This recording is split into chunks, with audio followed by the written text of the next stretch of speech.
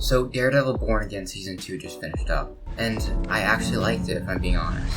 And that's coming from me, someone who had such little faith in Season 1 that I didn't even watch it week to week last year. I just waited until the entire season was out to binge it all.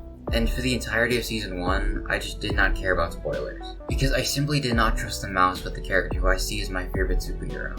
I just didn't see this combination as having any validity in my mind, given everything that was coming out at the time. And the fact that Charlie Cox's debut as Daredevil in the mainline MCU was in She-Hulk did not inspire confidence in me that his solo project was going to be any better. Are you like a superhero?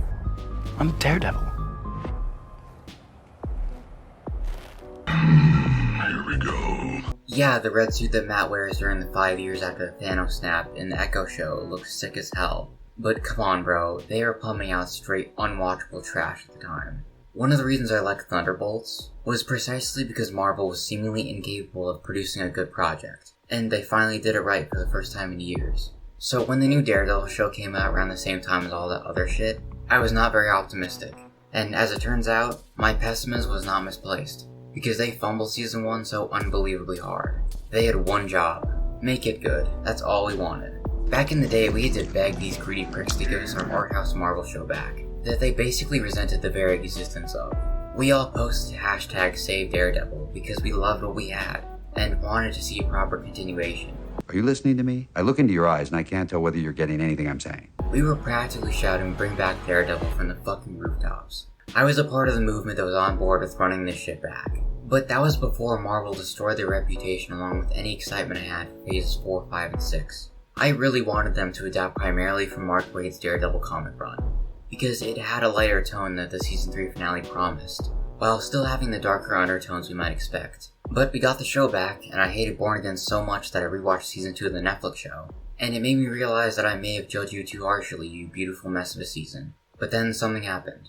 We all obviously knew that the people who fucked up Season 1 as bad as they did got fired. And the creative team who gave us the better made episodes of Season 1 would have total creative control over the show moving forward. And then we got our first looks at Season 2, and I was feeling the hype along with everyone else. I was not immune to it. The new suit looked great, the trailer and the song that accompanied it, it was all amazing, and I was locked in. And yeah, I changed my tune this time around and watched the season week to week, because it actually looked promising. So now that the entire season is aired and the finale is here, I gotta admit, I thought this season went hard as fuck, and is what I wanted for going the revival route like X-Men 97, as opposed to the continuation route the Star Wars Clone Wars took. Was this season the second coming of Jesus Christ as some people are treating it as? No. Is it as good as the original show? Also no. But I did thoroughly enjoy myself while watching it, which is way more than I can say for Season 1 of Born Again. Real talk, while watching Born Again Season 1, I finally understood why The Last Jedi got the insane hate it did. Like yeah, the sequels were bad and I knew that, but this was a masterpiece of a show. Hell, I'll say my favorite show ever, with some of the best actors of the modern era being handed a garbage story, and wasted like they were nothing. But this time around they didn't make it worse. They actually listened to people in the right way, and managed to turn the quality around and make something pretty sick. So let's get into my thoughts on the season, shall we? Now if you've not seen this season and don't want to hear spoilers, you have been warned. We are entering spoiler territory from this point on.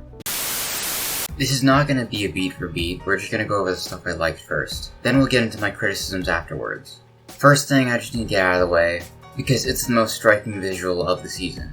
This suit, the spray painted black on top of the red suit, but only the Daredevil symbol is left red, is fucking gorgeous. This suit clears every other live action Daredevil suit and it's not even close.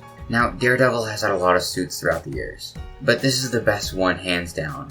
I remember years ago I imagined what I want a Daredevil Season 4 suit to look like, and this is what I drew.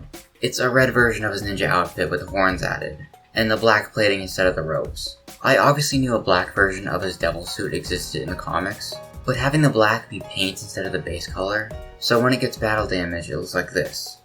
Holy fucking shit. Is so fucking cool that I wish I thought of it. Such a badass concept. And a common thread among the Daredevil suits over the years is how some of them pay homage to comic book style artwork, with how the red and black is placed. The showrunner for Season 1 of the Netflix show said that the black armor plating on the first red suit in the finale was based off the deep blacks and comic book shading. And this latest suit is like that concept, but perfected to a T.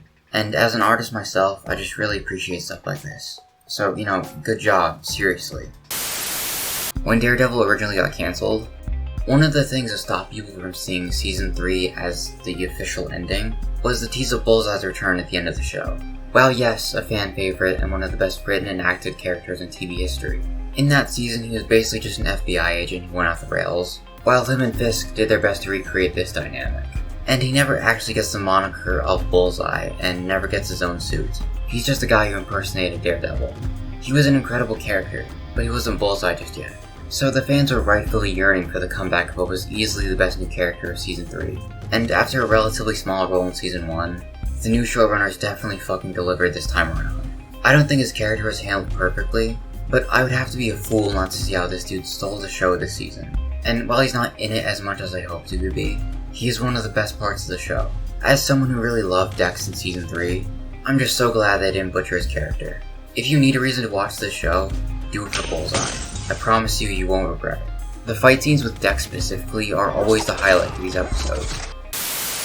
Speaking of the fight scenes, one of the undeniable restraints that the Netflix show had was its small budget. Some of that was we didn't have the same budget as Marvel Studios, so everything had to be practical. We had to save money. We didn't have any CGI. And it's bizarre, therefore, that one of the things we've become beloved for, the show has been beloved for, is the how authentic a lot of it feels, particularly the action, because it's all practical. They used it wisely for sure. I mean, just look at it.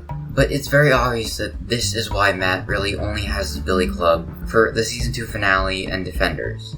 They had to set up a story in such a way that Matt's signature weapon would be destroyed before Season 3 even started.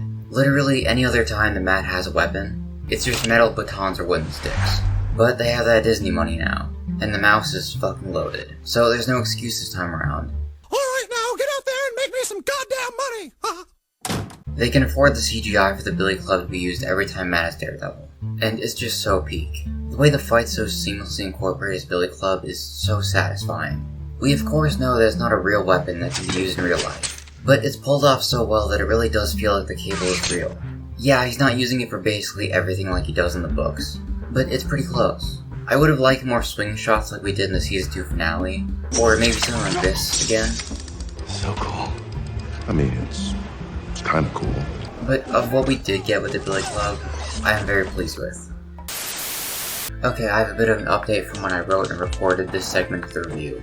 Apparently, as per Charlie Cox talking about it in an interview, for Season 2 there was a stunt for a 25-foot drop in the Northern Star, but ultimately it was cut from the episode. Now, I'm not going to quote him directly because I want to keep this brief, but in other words, this is a really long way for Charlie to tell us that we were fucking robbed. You're telling me we were this close to seeing this in live action. My love-hate relationship with Disney's vision of Daredevil rages on. Now, while I disliked Heather Glenn quite a bit in Season 1 of Born Again, one thing about the future of the show that genuinely does excite me is the Lady Muse arc for Season 3. I know the fans do not like Heather, and with good reason. Muse tried to kill you, Daredevil saved you. I saved me. They were both out there for themselves. I personally didn't hate her in Season 1, but I didn't care for her either. But this season, while not working with a great foundation, at the very least has me interested in where a character goes from this point on.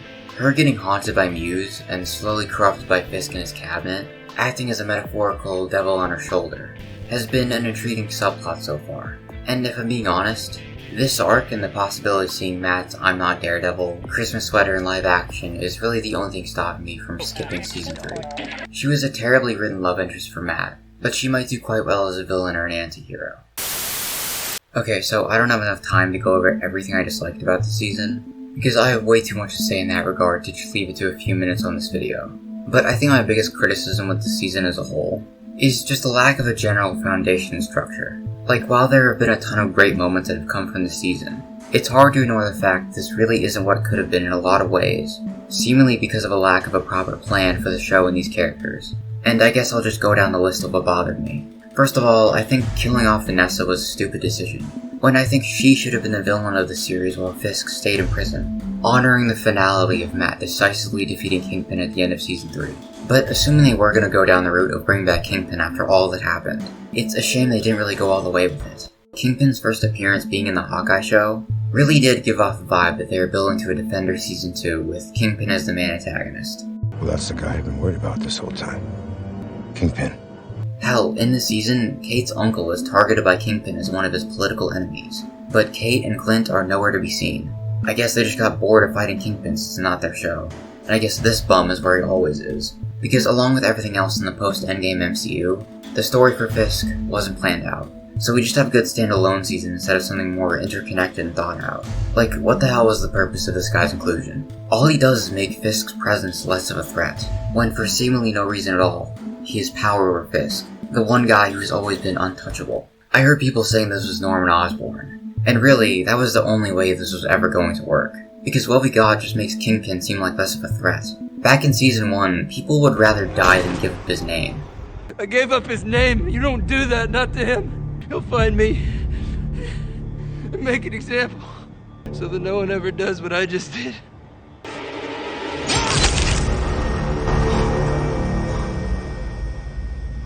That's how scary Kingpin was. And now he's getting bitched around by the guy who played Shaggy. It seems to me you're having just a very difficult time controlling your very, very small piece of the world.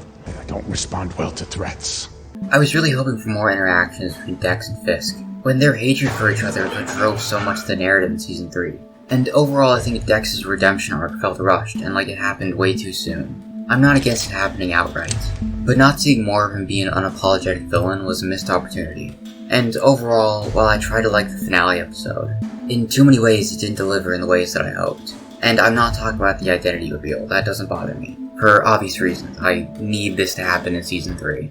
It's just like literally everything else. Bullseye basically not being there, Kingpin getting off scot-free after doing, well, this. And overall, the political messaging of the show being very hit or miss by the end. Left me with some mixed feelings on judging the writing quality of the season. And don't get me wrong, I enjoyed it. But these are the things that make me say that while it was good, it just doesn't hold a candle to the original. Born Again was a fun time in my opinion. And Season 2 gets a 7.5 out of 10 from me. Anyway, that's all for now, ladies and gentlemen. I've spoken.